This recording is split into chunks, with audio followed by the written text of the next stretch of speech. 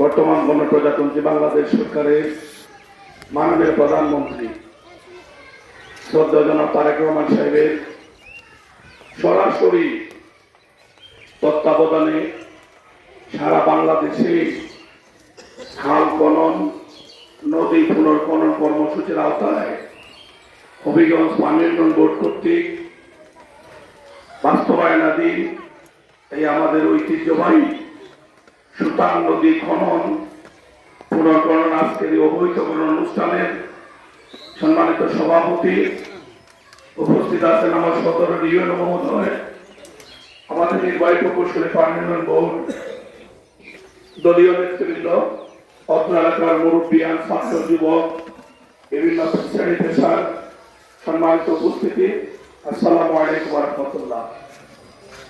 আমার বক্তব্যের পূর্বে নির্বাহী প্রকৌশলী প্রকল্প সম্পর্কে আপনাদের দিকে ধারণা দিয়েছেন। আমার ঠিক আগে আগে ইউএনও সাহেব বক্তব্য রেখেছেন।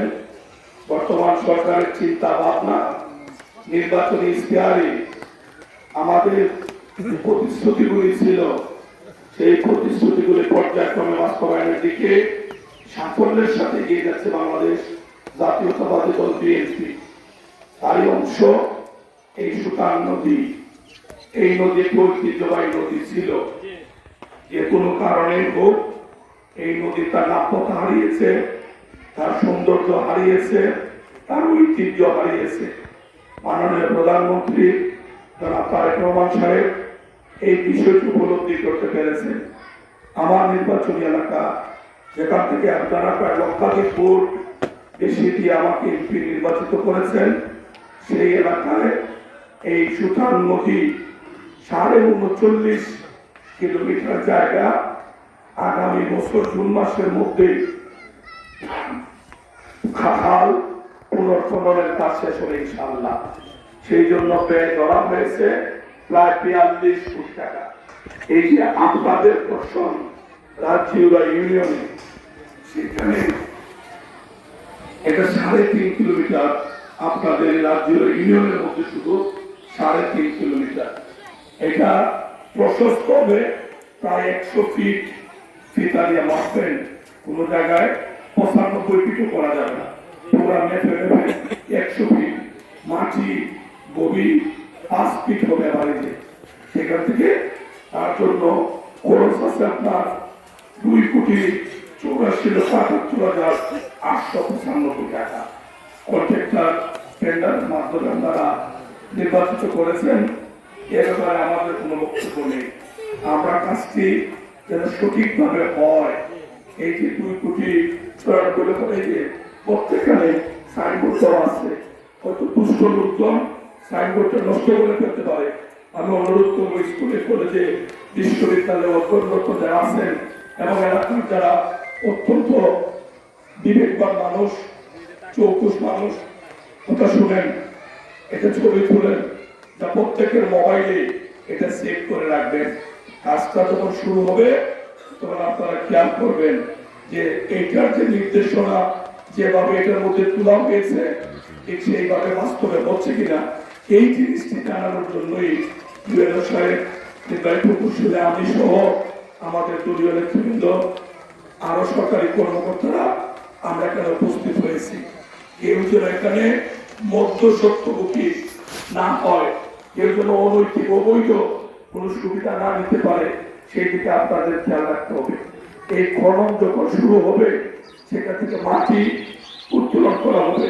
সেই মাটি স্কুলের মাঠ, মাদ্রাসার মাঠ, কবরস্থান, শ্মশানঘাট, মন্দির, খেলার মাঠ, এই সমস্ত জায়গায় ইউএনও সাহেব এবং নির্বাহী প্রকৌশলী সাহেবকে আগে আগে জানাবেন। ওনারা বলে দিবেন এগুলো রাষ্ট্রীয় সম্পদ, রাষ্ট্রের যতগুলি স্থাপনা থাকবে সেখানে এই মাটি ব্যবহার করা যাবে। অন্যথায় এই মাটি ঠিকাদার কাউকে দিয়ে দেওয়া, অন্যকে চুর করে বিক্রি করা, এগুলো কিন্তু দণ্ডনীয় অপরাধ। এই অপরাধ যদি করেন, দেশের প্রচলিত আইন অনুযায়ী আপনাদের বিরুদ্ধে আইনানুগ ব্যবস্থা নেওয়া হবে। এটা করা হচ্ছে কেন? শৃঙ্খলার জন্য। এখানে যেন কেউ কোনো ধরনের দুষ্টামি না করে, কেউ যেন অবৈধ কোনো সুবিধা নিতে না পারে। এই সুতান নদী এটার দুঃখ কত সরকার না বলে এই এলাকার মানুষ দেখেছে। বারবার মাইক দিয়ে মানুষকে মানববন্ধন বিক্ষোভ মিছিল বিভিন্নভাবে মানুষকে প্রতারিত করা হয়েছে। আমরা এবার কোনো বিক্ষোভ মিছিল নাই, কোনো মানববন্ধনও নাই। আমাদের নেতা অত্যন্ত দূরদর্শী সম্পূর্ণ নেতা তারেক রহমান সাহেব, উনি সারা দেশে যেভাবে খালগুলি পূরণ করে উদ্যোগ নিছেন উনি জানছেন। সুতরাং আমাদের জন্য একটা দুঃখ, সেই জন্য এই নদীর দিকে 39.5 কিলোমিটার যদি আমরা ঠিকভাবে খনন কাজ সম্পূর্ণ করতে পারি, ইউএনও সাহেব বলেছেন এই মাটি খালের 2 তীরে মাঠের মতো তারা দিবে। এটা লেভেল হবে, ড্রেসিং হবে, কার্ফিং হবে, ঘাস লাগানো হবে, পরবর্তীতে ফলের গাছ, অন্যান্য কাঠের গাছ এগুলো লাগানো হবে। কথাগুলি শুনবেন, যারাই বক্তব্য দেয় ওনারা যে বলেন, ইউএনও সাহেব কি বললেন, যদি ফলের গাছ লাগানো হয় এখান থেকে যে বড় গাছে ফল ধরবে, আমাদের এলাকার মানুষের পুষ্টির চাহিদা পূরণ করবে। যদি আমরা বড় বড় কাঠের গাছ লাগাতে পারি, পরিবেশে তার ভারসাম্য ফিরে আসবে এবং আমাদের ক্লান্ত পরিশ্রান্ত প্রতীক অথবা আমাদের কৃষক যারা খেতে খামারে কাজ করবে বিশ্রাম নেওয়ার জন্য এই গাছ তার আশ্রয়ের জায়গা হবে। আমরা সবাই মিলে যদি একটি সুন্দর বাংলাদেশ দেখতে চাই তাহলে সরকারের যে ভালো উদ্যোগগুলি এই উদ্যোগগুলি আমাদেরকে এগিয়ে আসতে হবে। সেখানে কোনো দল বা ধর্মের কোনো প্রাধান্য নেই। সকল ধর্মের মানুষ, সকল দলের মানুষ আমরা দেশকে ভালোবেসে সরকারের উদ্যোগগুলি আমরা বাস্তবায়নে সহায়তা করব। এই খাল খনন এটি একটি প্রকল্প।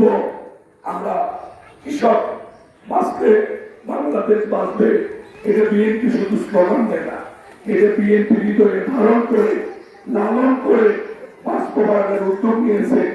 কৃষক কার্ড খুব অল্প সময়ের মধ্যে আমাদের সদর উপজেলার কৃষক কার্ডের কর্মসূচি আসতেছে। যারা প্রকৃত কৃষক তাদের তথ্য পাত্র কৃষি অধিদপ্তরের মাধ্যমে ইউএনও সাহেব, ডিসি সাহেবের মাধ্যমে এই তথ্যগুলি সংগ্রহ করা হবে। একজন কৃষকের কতটুকু জমি আছে, এই জমিতে উনি কি পণ্য উৎপাদন করেন, ওনার পরিবারের সদস্য সংখ্যা কত, সব তথ্য এটার মধ্যে নিয়ে আসছে। ঠিক দিলে জানা যাবে আমাদের কৃষকের প্রকৃত অবস্থান। রাষ্ট্র সার বলেন, বীজ বলেন, কীটনাশক বলেন, ব্যাংক লোন বলেন, যে কোনো কৃষি প্রণোদনা বলেন, আর কোন দালাল বা মধ্যস্বত্বভোগী কৃষকের হক কেড়ে নেওয়ার কোন সুযোগ নাই। সরাসরি কৃষক তার কার্ড নিয়ে ইউএনও অফিসে যাবে, কৃষি দপ্তরে যাবে, ব্যাংকে যাবে। রাষ্ট্র যখন যেভাবে সিদ্ধান্ত দেয় সেই সিদ্ধান্ত অনুযায়ী কৃষক উপকৃত হবে। এই যারা আমাদেরকে ভোট দিচ্ছেন তারা তো পাবেনি, যারা ভোট দেন নাই তাদের মন খারাপের কিছু নাই। এটা আওয়ামী লীগ সরকার না, এটা বিএনপি, এটা তারেক রহমান সাহেবের দল, খালেদা জিয়ার দল। আমরা সারা বাংলাদেশের মানুষের সেবক হিসাবে কাজ করব, সেই অঙ্গীকার কিন্তু আমরা জাতির সামনে এর আগে আমাদের প্রিয় নেতা তারেক রহমান সাহেব করেছে। এখানে হিন্দু মুসলমান বিভাজন করা যাবে না। সম্প্রীতি যেভাবে আমরা রক্ষা করি সেই সম্প্রীতি রক্ষার মাধ্যমে হিন্দু মুসলমান বৌদ্ধ খ্রিস্টান সকলেই কৃষিকার্যী পাবে। তারপরে আমাদের জেলায় ফ্যামিলি কার্ড আসতেছে, ফ্যামিলি কার্ডেরও তালিকা প্রশাসনের মাধ্যমে তৈরি হবে। যেভাবে বলা হয়েছে কিছু ক্রাইটেরিয়া নির্ধারণ করে দেওয়া হয়েছে, এইগুলি যারা ফুলফিল করতে পারবে তারাই ফ্যামিলি কার্ড পাবে। সেটা হিন্দু হোক, মুসলমান হোক, বিএনপি হোক, অন্য রাজনৈতিক দল হোক, একজন মানুষ হোক এই আমাদের ফ্যামিলি কার্ডের বাইরে যাবে না ইনশাআল্লাহ। দলীয় নেতৃত্বকে অনুরোধ করবো, আওয়ামী লীগ অন্যায় করেছে, জুলুম করেছে, মানুষের হক কেড়ে নিয়েছে বলে আওয়ামী লীগ আজকে বাড়ি ছাড়া, ঘর ছাড়া, এলাকা ছাড়া, আবার অনেকে দেশ ছাড়া। আমরা যেন ভুলেও কেউ এই অপকর্মটি না করি, এটা যেন আমাদের মাথায় থাকে। আমরা দেশকে ভালোবাসি,